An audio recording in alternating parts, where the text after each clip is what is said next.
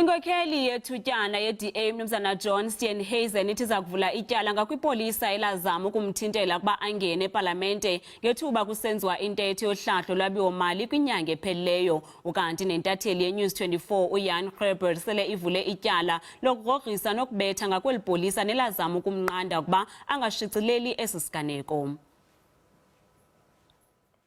Kancinci nje phambi kokuba umphathiswa wesebe lezezimali enze intetho yakhe yohlahlo lwabo-mali ePalamente kwinyanga ephelileyo, intatheli yeNews 24 uJan Gerber wabona inkokheli yeDA umnumzana John Steenhuisen esalelwa lipolisa ukuba angene kwizakhiwo zePalamente.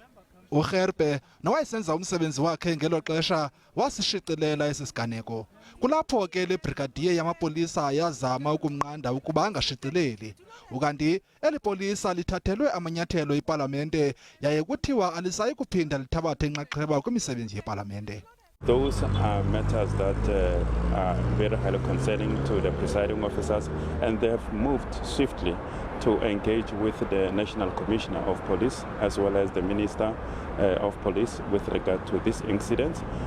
It is very important also that the members of the police need to be mindful of treating the members of Parliament much better. So the same treatment must be extended to members of the public because Parliament is an open institution.